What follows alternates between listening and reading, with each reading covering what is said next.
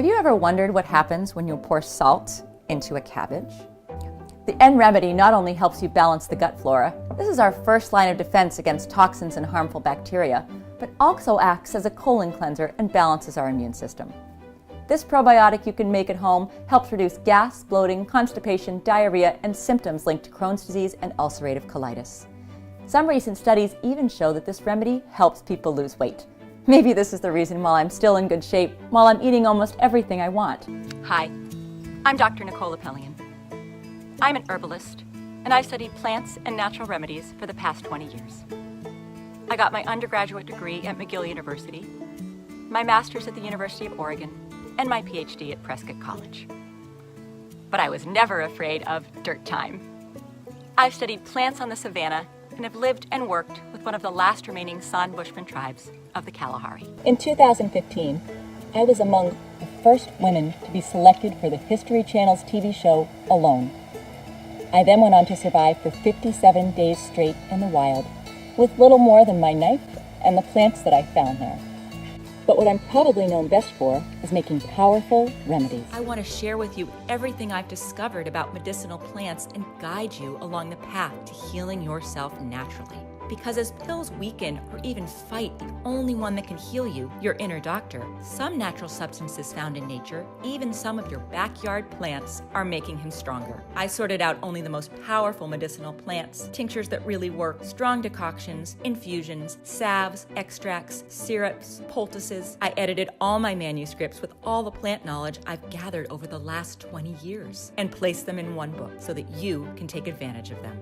It's called The Lost Book of Herbal Remedies, The Power of Plant Medicine. And here's just a glimpse of what you'll find in it. This is one of the plants you'll find in the Lost Book of Herbal Remedies. I'm pretty sure it looks familiar because it grows in most American backyards, and most people weed it out. But what they don't know is that this plant contains a powerful milky substance called lactucarium. While this substance doesn't contain any opiates, it has similar effects, acting directly on the central nervous system to lessen the feeling of pain. Inside the book, you'll find full instructions on how to turn it into a pain-killing extract that you can use daily or whenever you are in need. I'll also show you the common U.S. driveway weed that has become the most expensive and sought-out plant in Venezuela after the pharmacies ran dry. On day 42 of the Alone Show, I accidentally cut my knuckle while gutting a fish.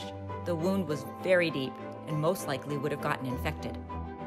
Luckily, I found yarrow, which, besides its antibiotic properties, quickly stops bleeding by contracting the blood vessels. And, most importantly, I found usnea, the powerful antibiotic you've probably already seen growing on tree trunks.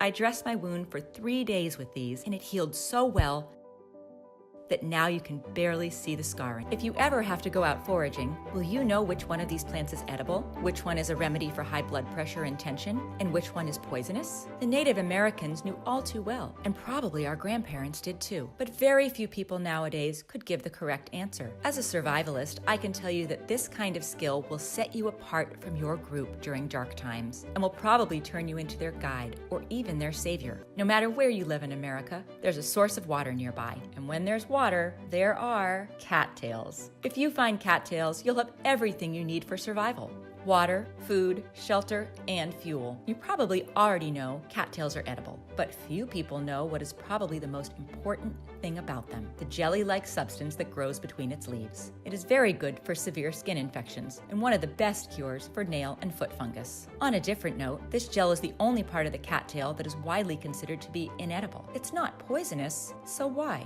Well, because it has a powerful numbing effect on moist tissues and has been used as a Novocaine substitute in the past. Yes, it's an anesthetic that you can use in many, many situations. When the pioneers were hit with a ravaging toothache, they would just go and get their jar of cattail ooze and rub it around their gums. The pain would subside in minutes. Another thing you'll discover in the Lost Book of Herbal Remedies is the ultimate survival tree that grows on almost every street in the U.S. I call it that because you can use the sap as medicine, its flowers as sleeping pills, its leaves as food, and the inner bark as cordage. You don't need much more than this to stay alive. Even if you only use this information once in your entire life, it will be worth it, because maybe that one time will be a matter of life or death. After all, you'd do anything in your power to save a family member or even yourself in a crisis, right?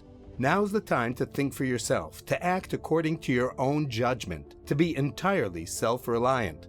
Your family's life could depend on it. Your life could depend on it. To prepare, just click the link below to watch a free presentation about the healing powers of the natural world. This invaluable knowledge is only going to be accessible if we keep it alive. So click the link below to do your part in preserving these life-saving remedies.